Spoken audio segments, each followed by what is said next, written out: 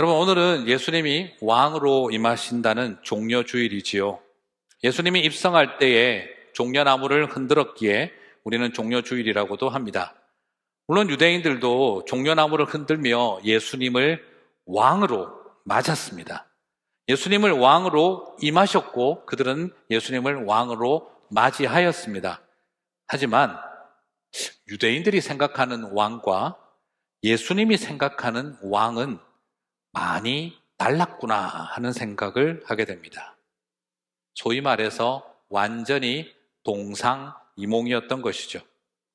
여기서 우리는 고민하게 됩니다.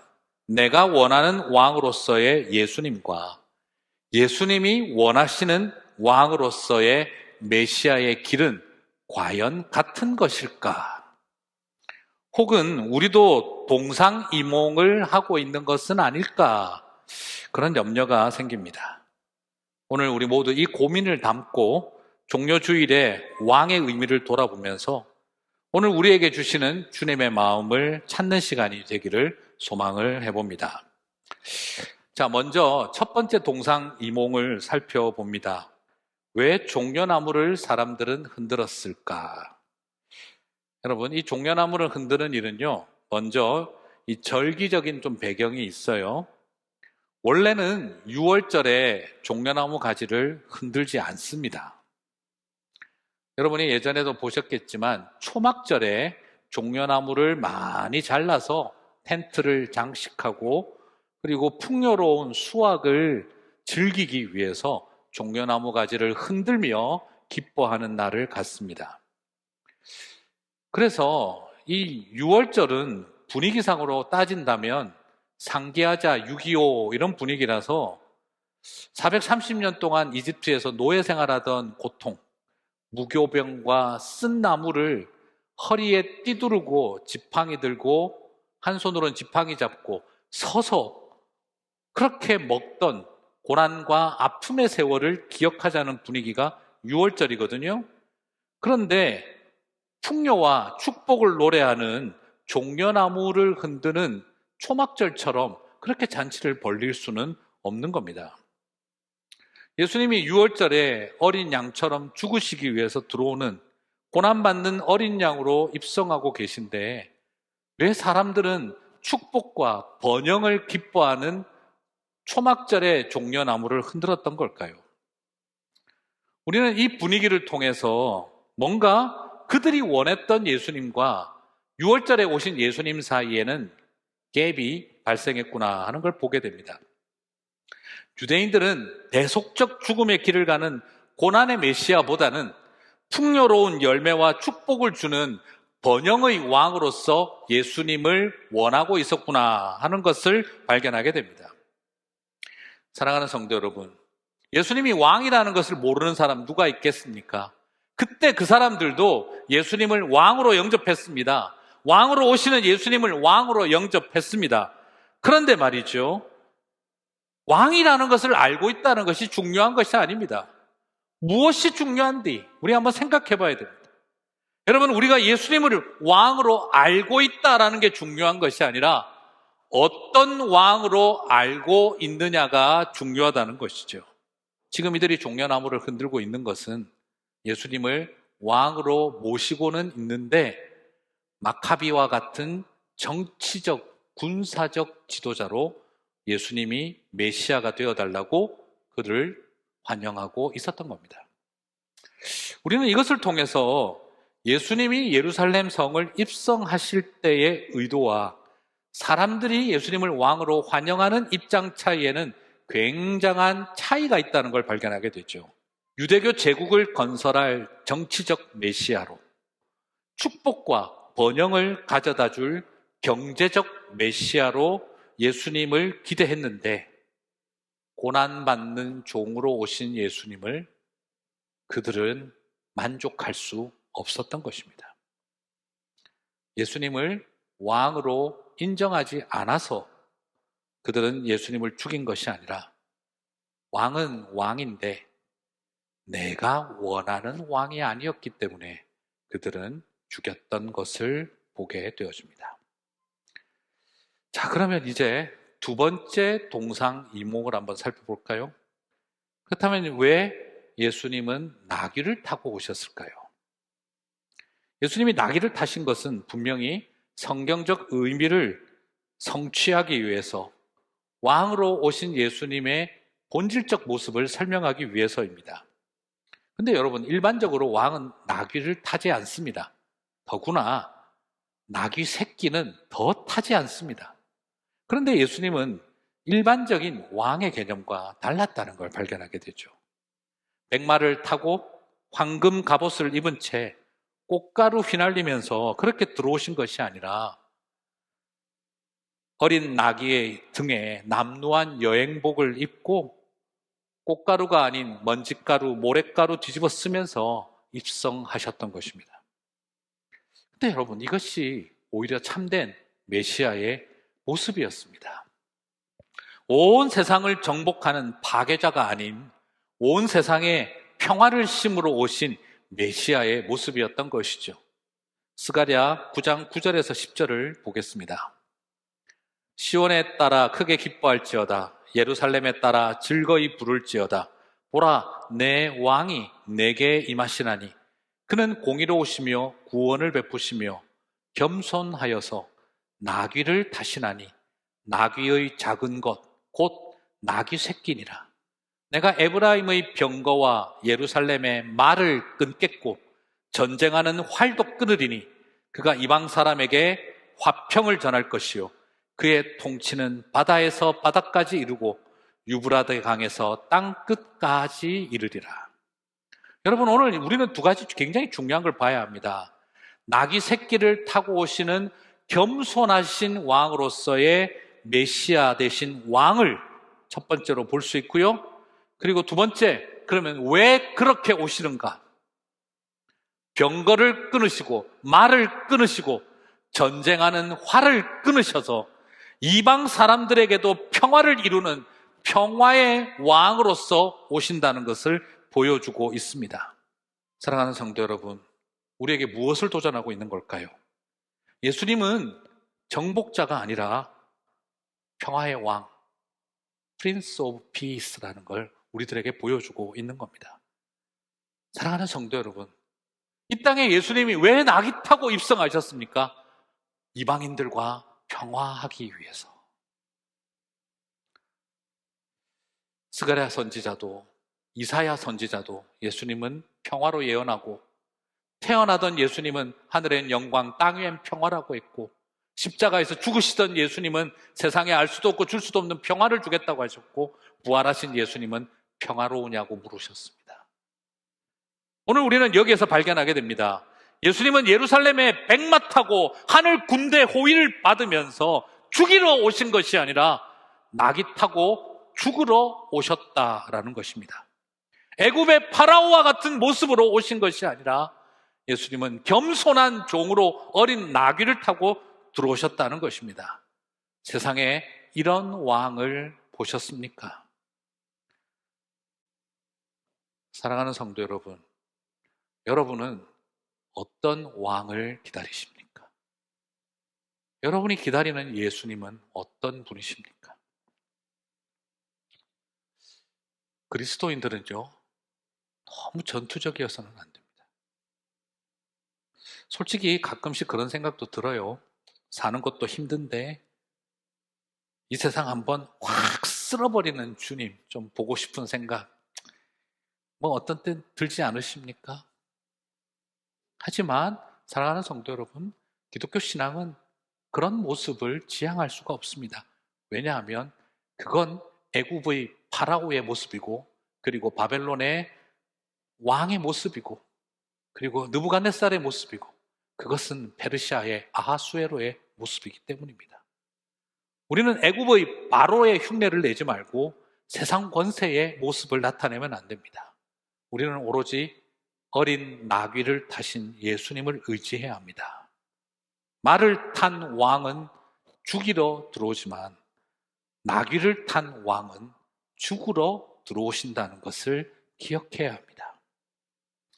그래서 우리는 질문해야 합니다. 나는 어떤 예수님을 원하고 있는가? 종려 주일에 내가 흔드는 종려나무는 혹시 나폴레옹 같은 메시아가 되고 있는 것은 아닐까? 내가 흔들고 있는 종려나무는 워렌 버핏 같은 그런 경제 대통령이 같은 왕을 우리들에게는 원하고 있는 것은 아닐까? 그러면 우리는 그들이 유대인들이 유대교 제국을 원했던 것처럼 우리 또한 기독교 제국을 꿈꾸는 길을 가는 것과 뭐가 다르겠는가 하는 생각을 하게 됩니다. 놀랍게도 그것이 예수님을 못 박는 길이었던 것이죠. 여기서 우리는 동상이몽이라는 말을 다시 생각하게 됩니다. 우리는 긴장하고 깨어 있어야 합니다. 그때 그들도 나름 좋은 이유들이 있었습니다. 아무런 근거도 논리도 생각도 없이 정치적 메시아, 경제적 메시아를 원했겠습니까? 그들도 아프고 그들도 절실했습니다. 그만큼 갈망했습니다. 하지만 내가 원하는 메시아와 맞지 않으면 가장 팔이 빠져라 환영하던 그들이, 종려나무를 흔들던 그들이 팔이 빠져라 돌팔매질을 할 수 있는 사람들이 될 수 있었다는 것을 보면서 나 자신도 그리 될 수 있다는 걸 우리는 긴장해야 합니다. 이 초라한 모습으로 들어오신 예수님, 저는 이 초라한 왕이 너무 좋습니다. 내 인생에서 남들 보란 듯이 좀 하나님도 알라딘처럼, 시저처럼, 알렉산더 대왕처럼 그렇게 멋지게 입성해 주시면 얼마나 좋을까요? 하지만 사랑하는 성도 여러분, 이렇게 초라한 모습으로 오신 예수님이 우리에게 진짜 소망 아니겠습니까? 저는 여러분과 이제 세 번째 동상이몽을 나누려고 합니다. 예수님이 정치적 정복자였더라면요, 만일 제일 먼저 어디로 갔을까요? 예수님이 만약 정치적 정복자였다면요, 제일 먼저 로마의 총독부로 갔을 겁니다. 그리고 헤롯의 궁궐에게 갔겠죠. 그래서 헤롯 대왕 쫓아내고 로마의 총독 본디오 빌라도를 밀어냈을 것입니다. 그러기 위해서는 내전이 시작되어졌겠죠. 그런데 예수님은 로마의 총독부를 향해 전진하지 않으셨습니다. 오히려 정복할 필요가 없는 예수님은 성전을 향해 나아가셨습니다. 놀랍지 않습니까? 예수님의 정복 대상은 세상이 아니라 성전이었습니다. 여기서 세 번째 동상이몽을 봅니다. 우리는 이런 좀 도식들이 있어요. 세상은 더럽고 세상 권세를 멸해야 한다. 그리고 교회는 깨끗하고 순결하고 그럴 것이다. 그래서 세상을 깨끗하게 하고 교회가 세상을 정복해야 한다라고 생각합니다. 기본적으로 틀린 말은 아닙니다. 하지만 단순히 유대교든 기독교든 정말 하나님의 사람들이 세상보다 더 낫다고 자신 있게 말할 수 있을까요? 오늘날 종교인들이 공직 세계보다 더 도덕적이고 훌륭하다라고 단순하게 말할 수 있을까요? 우리 스스로도 어쩌면 막연한 이런 프라파간다에 빠져서 자신을 보지 못하는 종교인이 되고 있는 것은 아닌지 돌아봐야 합니다. 오히려 예수님은 헤롯을 향하거나 본디오 빌라도를 향하지 않고 성전을 정복하러 가셨습니다. 오히려 예수님은 성전을 청결하게 하는 일을 하셨습니다. 성전아, 헤롯의 궁궐을 청결하게 하라, 로마의 총독을 청결하게 하라고 하신 것이 아니라 예수님은 오히려 이 성전을 청결하게 하는 일을 우선순위로 두셨습니다. 예수님은 양과 소를 밖으로 쫓아내어 버리고 그리고 치우겠습니다. 임시 역할을 하고 있던 그 재물들을 다 없애버리게 하고 사한 재물이신 어린 양이신 예수 그리스도로 이 모든 것을 대체하십니다. 이제는 양의 피, 소의 피가 아니라 어린 양의 보혈의 능력을 의지하게 하십니다. 그림자를 제하시고 본체가 오셨음을 보여주셨습니다. 그리고 예수님은 돈과 번영을 가져다 주신 것이 아니라 돈과 그 재산으로 번영을 누리던 제사장들의 돈통을 엎어버리셨습니다. 거룩한 순결한 재물을 하나님께 드리자는 취지로 추악한 돈놀이가 성행하던 성전, 권력과 결탁하여 성직 매매가 일어나고 있던 그 당시 정치와 종교의 유착관계를 끊어버렸습니다. 돈이 정복해버린 성전이 되어버렸는데 돈을 정복한 성전이신 예수님이 오신 것입니다. 유대인들이 기도하는 집이 아니라 만민이 기도하는 집으로 정복하시며 깨끗게 하셨습니다. 놀랍게도 입성하시면서 세상을 정복하지 않고 성전부터 정복하셨습니다. 우리에게 주는 영적인 도전이 너무 큽니다. 오늘 우리 시대를 바라봅니다. 정말 세상을 정복해야 하는 걸까요? 아니면 성전의 주인이 하나님 되게 해야 하는 걸까요? 예수님이 이 시대에 오시면 백악관을 가실지 청와대를 가실지 아니면 교회를 향해 먼저 가실지 고민이 생깁니다. 우리는 저 세상이 문제라고 생각하고 있지만 주님은 거꾸로 교회가 문제다라고 생각할 수 있구나 하는 것을 발견하게 됩니다. 이렇게 강도의 소굴이 된 성전을 어떻게 하나님의 성전이 되게 하고 계신가요?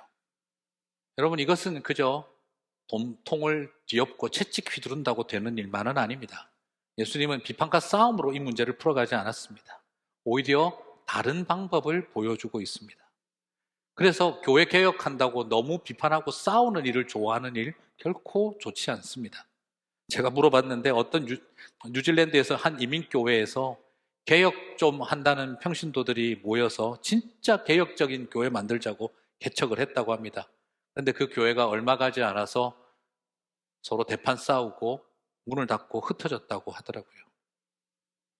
정말 바른 교회 하자고 모인 사람들이 왜 그렇게 됐을까요? 목회자 중에도 제가 만납니다.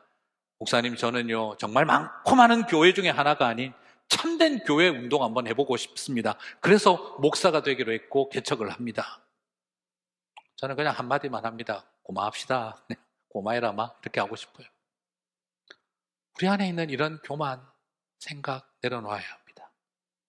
레위인과 제사장과 그리고 서기관들이 모인 성전을 향해 예수님은 강도의 소굴이라고 했습니다. 당대의 종교 지도자들이 강도라는 말과 같은 말입니다. 감히 성전을 강도의 소굴이라고 했다가 문제가 아니라 종교 지도자들을 강도라고 한 것이 더 문제가 됐을는지도 모르겠습니다. 하지만 예수님은 이런 개혁적인 행동도 하셨지만 더 중요한 것을 알고 계셨습니다. 오히려 예수님은 이 성전을 청결하게 하는 일을 위해 그 다음 무엇을 했는지를 잘 보셔야 합니다. 바로 성전 안에 어린 아이들과 장애인들을 데리고 들어오셨습니다. 그들의 치유하고 그들의 찬양을 받았습니다. 이것이 성전의 주인이 예수님 되게 하는 예수님의 방법이었습니다. 그리고 말씀하셨죠. 내 집은 만민이 기도하는 집이라 일컬음을 받으리라 하였느니라. 곧 이방인과 장애인과 어린아이와 같은 율법이 부정하다, 더럽다라고 했던 그들을 데리고 들어와서 그들이 기도하는 집이 되는 것이 성전을 거룩하게 하고 청결하게 하는 일, 예수님이 하나님이 주인 되는 교회가 되게 하는, 성전이 되게 하는 길이라고 예수님은 보여주었다는 것입니다.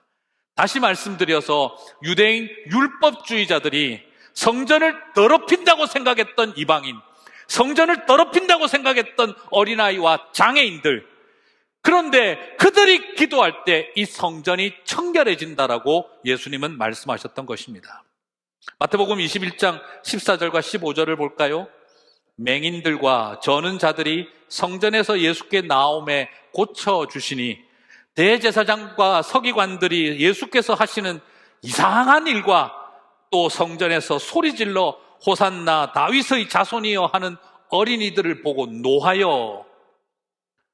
맞습니다. 여러분, 여기서 종려나무가 다시 한번 흔들어집니다. 예루살렘 성을 입성할 때 종려나무 흔들며 왕으로 오시는 이여 호산나 했던 노랫소리는 욕망의 노랫소리였다라고 한다면 성전 안에서 장애인들과 어린아이들이 호산나 소리치는 그 노래는 참된 메시아를 부르는 노래였습니다. 사랑하는 성도 여러분, 저는 부탁드리고 싶습니다.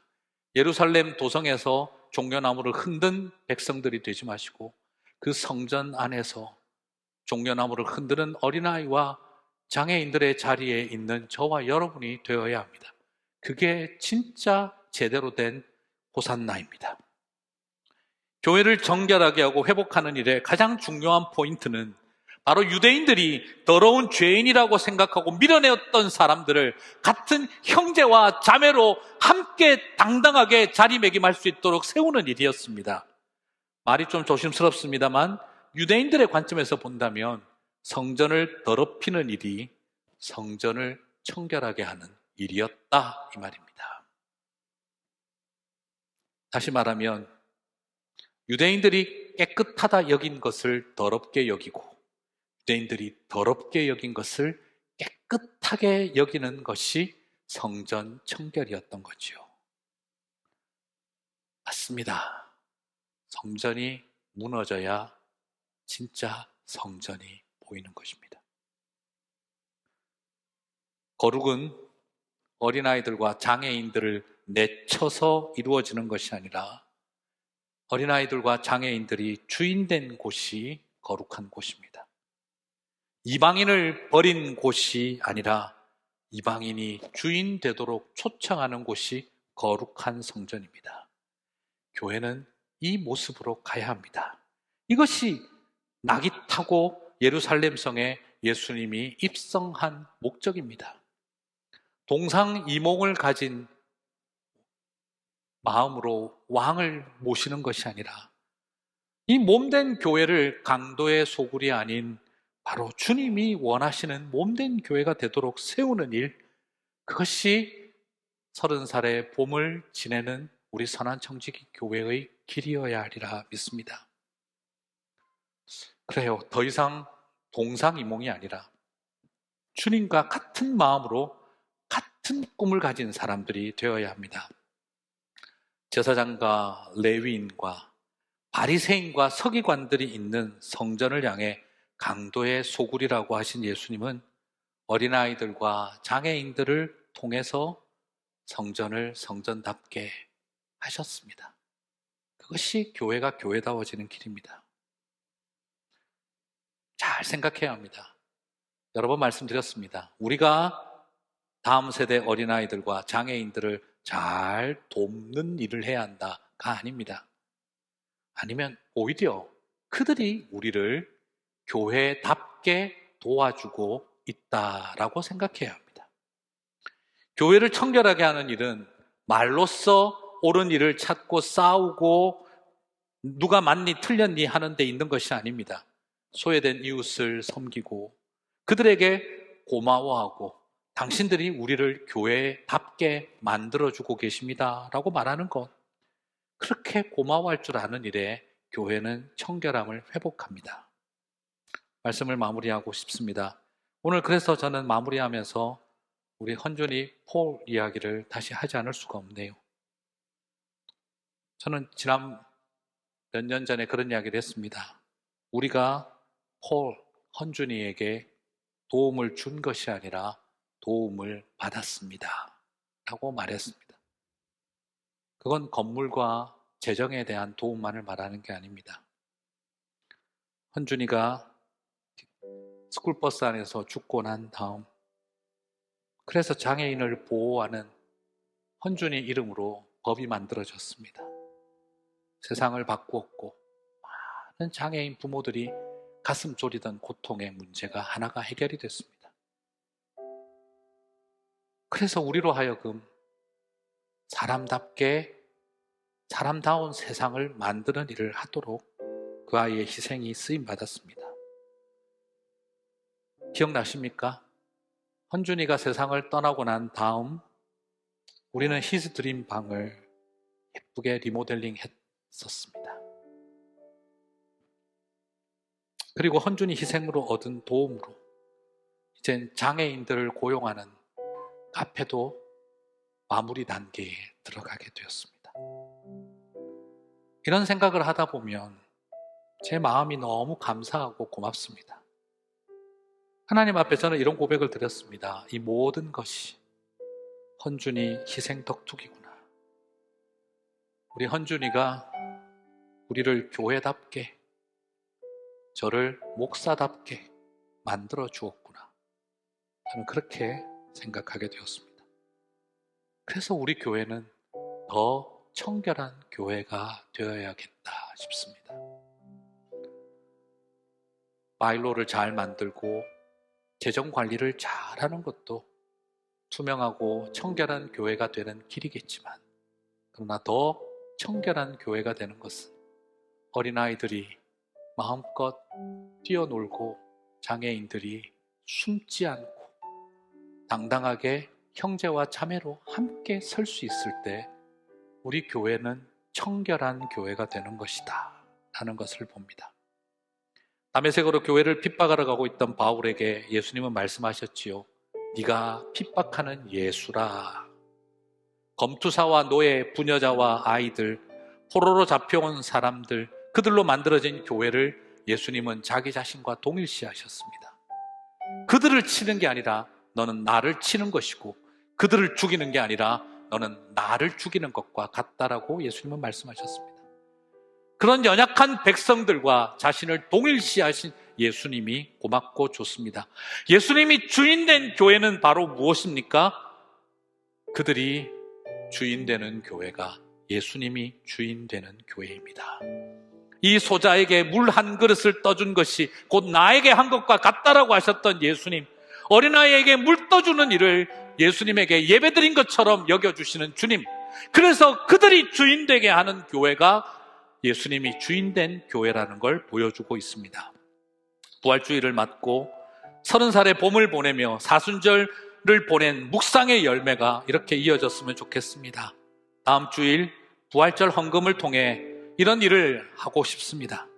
우리 성도들 안에 어려움을 함께 돕고, 그리고 우리 한인 커뮤니티와 이 땅에 있는 백성들 안에 굶는 사람 없는지, 한 끼 밥 마음 편하게 와서 누구나 먹을 수 있게 돕는 일, 방법도 잘 안 보이고 제대로 될까 걱정도 되지만, 무모하지만 뭐라도 시도해보고 싶은 마음으로 밥 한 그릇 준비해주는 일 시작해봤으면 좋겠습니다.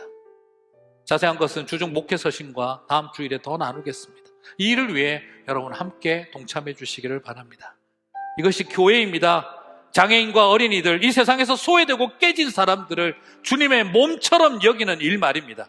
그 가치를 찾고 회복해 나아갈 때 우리는 그것을 청결한 교회, 참된 교회라고 할 수 있습니다. 30살이 된 우리 교회, 예수님의 공생애가 시작된 것과 같은 마음으로 예수님이 참된 왕이 되시는 교회를 향해 나아가시게 되기를 축복합니다. 연약한 우리를 통해 하늘을 이 땅에 임하게 하시는 주님의 계획을 바라보며 그 아름다운 몸된 교회로 세워져 가는 저와 여러분 되시기를 주님의 이름으로 축복합니다.